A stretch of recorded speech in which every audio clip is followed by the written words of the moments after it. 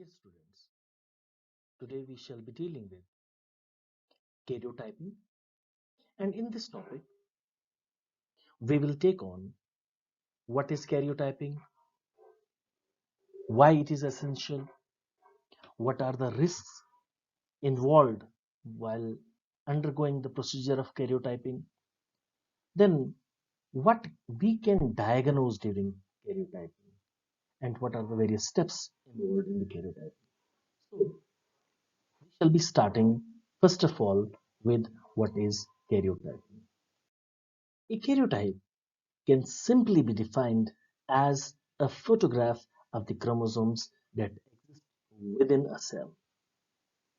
And in order to diagnose different congenital defects in a baby, many times doctors suggest karyotyping. It is simply a laboratory procedure that allows doctor to examine set of the chromosomes. Karyotype refers to actual collection of the chromosomes being examined, and examining these chromosomes through karyotyping allows doctor to determine whether there are any abnormalities or structural problems in the chromosomes. It is also sometimes used to confirm leukemia, and it helps to screen parents before they conceive if they are at risk of passing a genetic disorder to their baby. The chromosomes are present in almost every cell of our body. They contain genetic material inherited from the parents. They are composed of DNA and determine the way every human develops. When a cell divides, it needs to pass on a complete set of genetic instruction to each new cell. When it when the cell isn't in the process of division, the chromosomes are arranged in a spread out, unorganized way. During division, the chromosomes in these new cells line up in pairs. So, when a cell, it has a nucleus, and inside the nucleus the chromosomes are present, and each chromosome is made up of nitrogenous bases which have the ability to pass on the genetic information from the parents to the offspring. And when these chromosomes, they are actually photographed, and their pattern, their shape, size, and on the basis of the present or absent a disease can be diagnosed. So, for example, herein what we are seeing that the chromosomes, which are the thread-like structures in the nucleus of the cells and which we inherit from our parents, they carry our genetic information. And what we do during this very process, I will just give you a summary. What we have to do, that we collect these very sample. The sample can be blood, sample can be bone marrow, sample can be placenta. And then what we do, we add few drops of the blood and put on phytohemagglutinin to stimulate the mitosis, and we incubate it at 37 degrees centigrade for 2 to 3 days. And then we add a substance called as colcimide or colchicine, which to the culture for 1 to 2 hours so that the cell division stops at the metaphase stage. Dear students, you may be knowing that metaphase stage is one of the condensed stage of the chromosome wherein it is clearly visible and it can be easily studied. So when we reach at this very stage, though that very stage of the cell cycle is wherein this very stage is arrested, and we photograph that very stage, and then we many times we go for the gene sustaining, and then we photograph it. So this is the photograph which is actually called as photograph of the chromosomes, which is actually called as the karyotype. Now the question is why the test is used. Now, because this very test is useful, because there can be unusual number of the chromosomes, or incorrectly arranged chromosomes, or malformed chromosomes. These all can be the signs of a genetic condition. Besides, premature ovarian follicle, Philadelphia chromosome, chronic myelogenous leukemia, Klinefelter syndrome, these are all these all can be diagnosed with the karyotyping. Now, genetic condition, it varies greatly. For example, we do have the examples of the Down syndrome, Turner syndrome, wherein karyotyping can be used to detect variety of the genetic disorders as well. For example, a woman who has the premature ovarian follicle, uh, ovarian failure, may have a chromosomal defect that the karyotyping can pinpoint. So, the test is also useful for identifying the Philadelphia chromosome, or it can help us to diagnose the chronic myelogenous leukemia.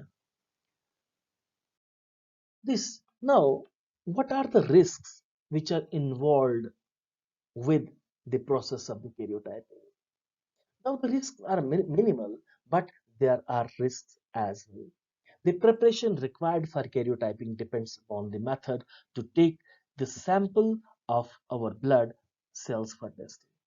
Samples can be taken in various ways, such as blood can be drawn, a bone marrow biopsy, wherein the sample can be taken from the spongy tissue inside certain bones. Or we can also sample can also be taken by the process of the amniocentesis, which involves taking the sample of amniotic fluid from the uterus. Many a times chorionic villus is also taken as a sample. The complications can sometimes result from these testing methods, but they are rare. There is a slight risk of bleeding and infection from having blood drawn or having the bone marrow biopsy.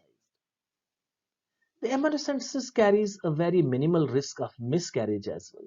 When we go for the amniocentesis, a syringe, a needle is inserted into the womb of the mother, which, if not done by a professional person, can result in the miscarriage. The test results may be skewed if the person is undergoing chemotherapy, because the results cannot be same in the person which is undergoing the chemotherapy. The chemotherapy can also cause breaks in the chromosome which appear in the resulting images. Now, how this retest is performed? The sampling can be done using various methods, depending on which area of our body is being tested. For example, if the doctor uses amniocentesis to collect the sample, if the amniotic fluid is taken as a sample and it is placed in a laboratory dish that allows the cells to grow. Then a laboratory technician takes the cells from the sample and stains them. So this makes it possible to carry on the karyotype. Now the sample can be taken in the form of the blood, in the form of the bone marrow, in the form of the amniotic fluid, or in the form of the placenta as well. Now, abnormalities can be detected from the chromosomes. A lab technician can see the chromosomes shape, size, and number. This information is important in determining if there are any genetic abnormalities. Now, what are the abnormalities which can be detected, such as extra chromosomes that can be detected, missing chromosomes can be detected, missing portions of the chromosome can be detected, extra portions of the chromosome can be detected, portions that have broken off one chromosome or reattached to another, that can also be detected with the help of the karyotype. Now, what the result test, what the test result means. Now, these very abnormalities that appear in a test sample could be the result of the number of the genetic syndromes or the conditions. Sometimes abnormality will occur in the lab sample that's not reflected in the body. The karyotype test may be repeated to confirm that there is any abnormality or not. The normal test result will show 46 chromosomes, as we all know, the 46th number of the chromosomes. And two of these 46 chromosomes, they are called as the sex chromosomes. So, which determine the sex of the person being tested, and 44 of them are autosomes. So, 44 are autosomes and 2 are the sex chromosomes, which equals to 46. So autosomes are unrelated to determining the sex of the person being tested. The females have two X chromosome, whereas the males have one X and one Y chromosome. Now, what is a karyotype test? I shall be again a little bit focusing on this very part. That is, I simply say that karyotype is simply a photograph of the chromosomes in a cell. And the karyotypes can be taken from the blood cells, fetal skin cells, from the amniotic fluid or placenta, or from the bone marrow cells as well. Now, what are the conditions that can be diagnosed with the help of the karyotype test? The karyotypes can be used to screen or confirm the chromosomal abnormalities, such as Down syndrome, and there are various other different types of the abnormalities that can be detected. And such as one of these is trisomies, trisomies, in which there are three copies of the one chromosome rather than two. There should be two. The number two is normal number, whereas three is abnormal number. So, in addition to these trisomies and the monosomies, there are chromosome deletions in which part of the chromosome is missing and the chromosome translocations in which part of the chromosome is attached to another chromosome and vice versa. So, so these very abnormalities can be detected with the help of the karyotype. We have many examples of the trisomies, which include the Down syndrome, where in the chromosome number 21, one chromosome is extra instead of two. There are three chromosomes, and the characteristic feature of the Down syndrome is the distinctive facial feature and the intellectual disabilities. We do have the Edward syndrome. There is trisomy of chromosome number 18. We do have the Patau syndrome. It is the trisomy of chromosome number 13. We do have the Klinefelter syndrome, which has the condition XXY. That is, there are two X chromosomes and one Y chromosome. Either the normal condition is XX or the normal condition is XY, but here the condition is XXY. Then we do have a condition called as a triple X syndrome, such as here it is depicted in this very karyotype. The condition is triple X. It is called as the super female. We do have examples of the many monosomies as well. We do have the Turner syndrome, which is XO or monosomy. Monosomy, it is roughly 15% of the miscarriages are because of the XO syndrome, and 1 in 2000 live births are the Turner syndrome. The examples of the chromosomal deletions, these include the Cry-Duchat syndrome, Williams syndrome. So we do have the many examples which can be detected with the help of the karyotyping.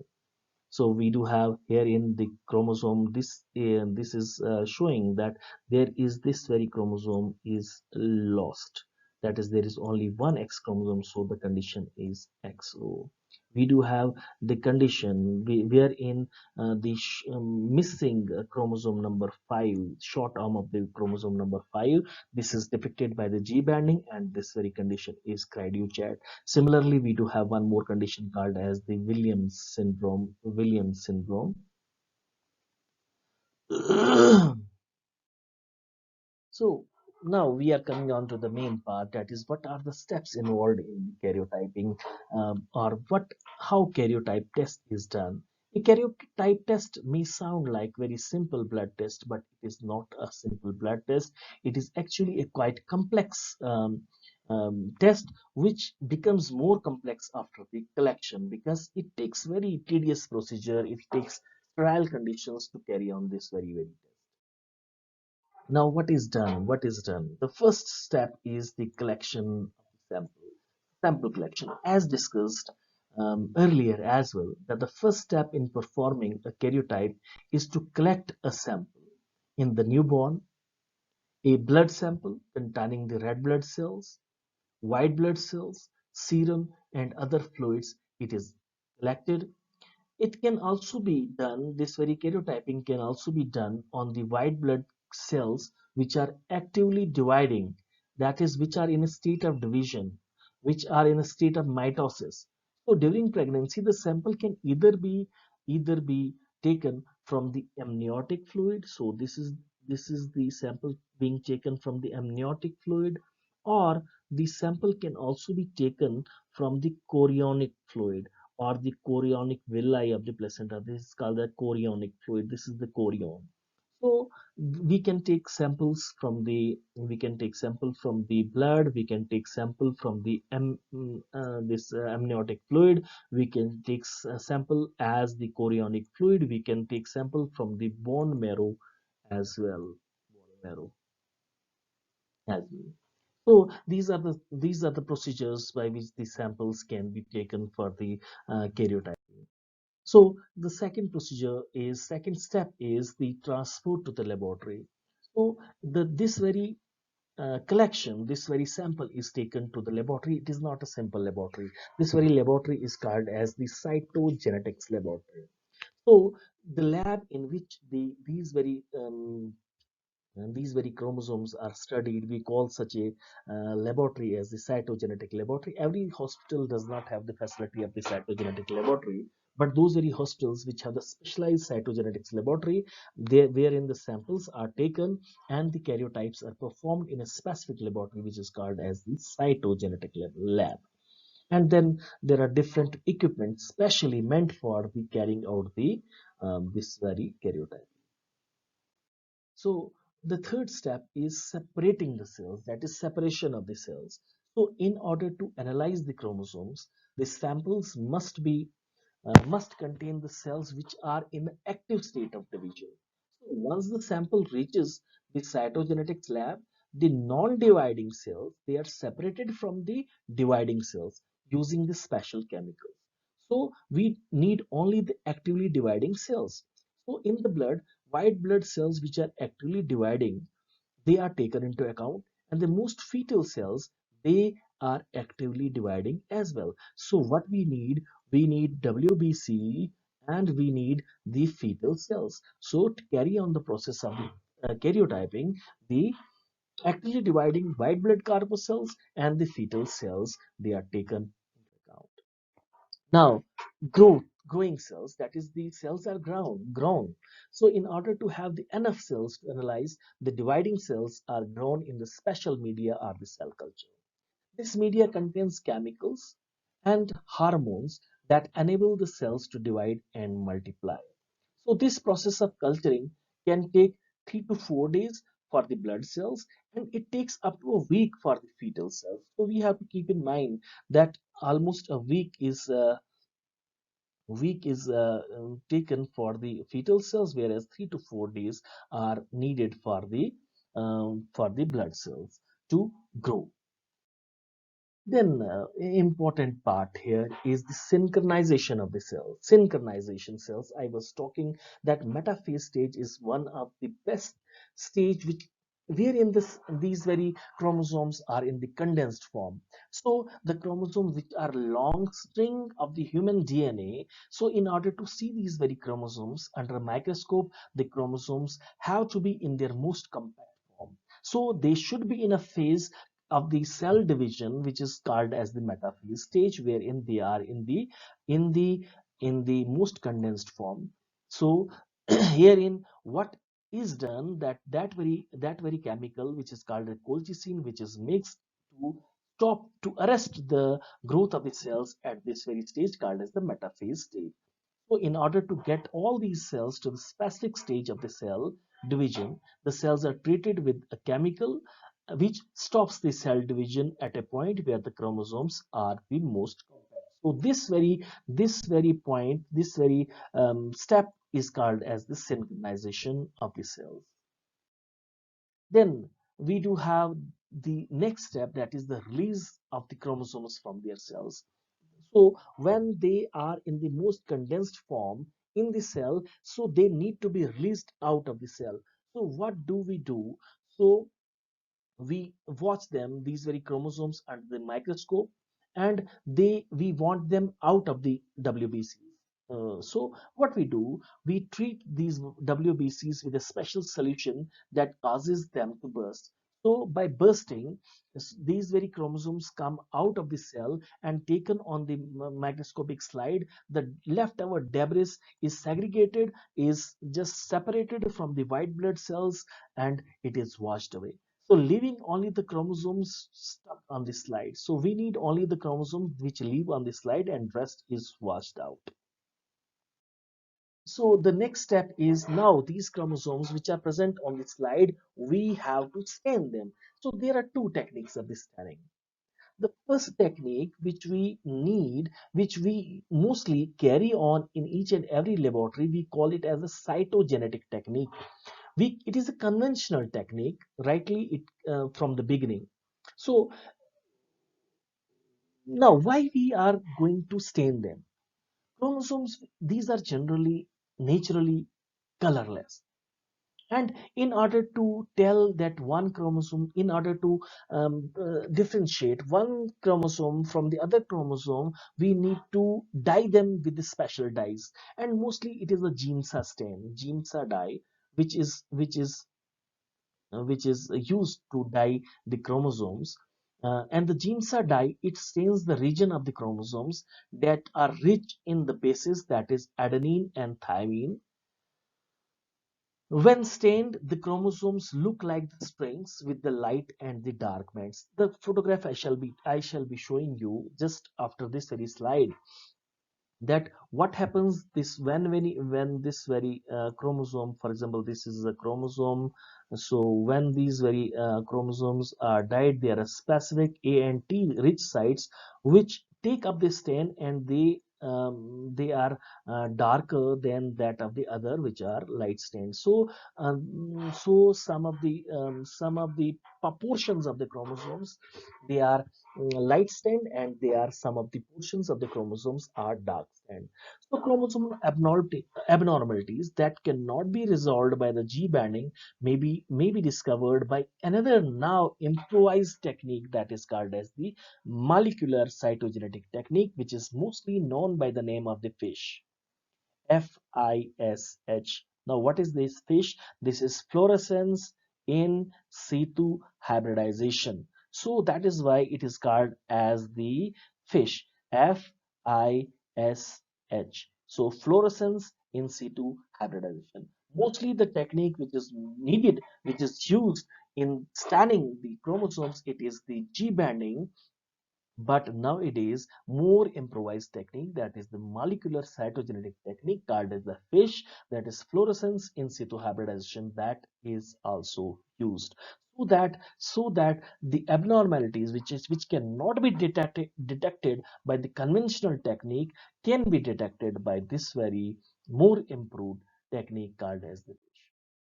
Now, another step is analysis. Now we have to analyze. We have stained the chromosomes. We have to analyze the chromosomes. Once the chromosomes are stained, the slide is put under the microscope for the analysis. A picture is then taken in the case of chromosomes. And by the end of the analysis, total number of the chromosomes will be determined, and the chromosomes are arranged by size. Now, during the analysis, what we see, that whether the chromosomes are equal in number, whether the chromosomes are in a good shape, whether the chromosomes are not extra, neither less. So by looking at this very part, we analyze the chromosome, and then we count the chromosomes. First of all, we analyze the chromosomes, and then we count the chromosomes. Now what should be the number of the chromosomes? There should be the 46 chromosomes. So if there are 47 chromosomes, it means there is some problem. That is, the problem can be the Down syndrome. The problem can be any other um, any other disorder wherein there is the extra chromosome. So by um, by having the one extra chromosome, by looking for a portion of the chromosome, either missing or duplicated number of the chromosome, so we can diagnose the problem, we can diagnose the disorder in a human being. The next step is sorting. Now we sort the chromosome. Now we have to photograph the chromosome. It is not that the photograph is taken in a jumbled fashion. No, we sort these chromosome.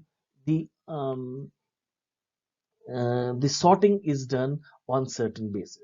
Now the sorting is done on the basis of the chromosomal length. It is the length on the basis of which the sorting is done. Then the placement of the centromeres. So whether whether it is a metacentric, whether it is submetacentric, whether it is the acrocentric. So if the centromere is in the center of the chromosome, it is metacentric. If it is not in the center but a portion away, little bit away from the center, we call it metacentric. If it is toward the side, it we call it as the acrocentric. So on the basis where the centromere is present, the placement of the chromosomes is done or the sorting is done. And thirdly, the location and size of the G bands. So on the basis of the G bands as well, wherein you are clearly seeing here in this very diagram that there are certain light bands and there are certain dark bands. So by this very we can look at the chromosome and we can sort them. Now the first portion, what I was telling you, that they are sorted on the basis of the length, they are sorted on the basis of the centromere, and thirdly they are sorted on the basis of the bands present.